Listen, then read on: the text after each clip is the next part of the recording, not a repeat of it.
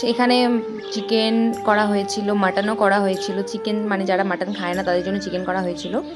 আর আমাদের ফ্যামিলির সবাই আমরা সেদিন একসাথে খাওয়া দাওয়া করেছিলাম। সেই দিন এত কিছুর আয়োজন কেন করা হয়েছিল, কারণ সেদিন আমাদের বাড়ি নতুন বৌমনিকে আনা হবে, তাই এত আয়োজনের করা হয়েছিল। তাই আমি আর বন্ধুরা মিলে ভাইকে নিয়ে বৌমনিকে আনতে গিয়েছিলাম ওই বাড়িতে। আর বম্মা আগেই চলে এসেছিলো, তো বৌমনি স্নান টান করে রেডি হয়েছিল। তো আমরা তারপরে বৌমনিকে আমরা রাজুদাকে এন্টার করেছিলাম, তো রাজুদাও এসেছিলো।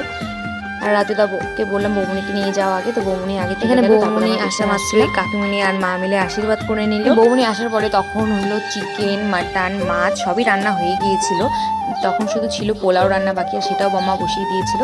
তারপরে বৌমনি আসার পরে আমরা হলো খাবার বেরিয়ে দিয়েছিলাম। তো বরটা আসতে লেট করেছিল, বরটা বলেছিল আমি একটু দেরি করে যাবো। তারপর বৌমনিকে আমরা খেতে বললাম, তো বৌমনিকে আর রাজুদাকে আমরা খেতে দিয়ে দিয়েছিলাম। বৌমনিদের সাথে আমরাও খেতে বসে গিয়েছিলাম। তারপরে খাওয়া দাওয়া কমপ্লিট করে দুপুরে বিকেল দিকে আমরা ঘুরতে বেরিয়েছিলাম। আমি, আমার দিদি আর রাজুদা মিলে আমরা গিয়েছিলাম আমাদের পুরানা বাড়িতে। যদিও এখানে বাড়ি নেই, এখানে গাছপালা হয়ে গিয়েছে।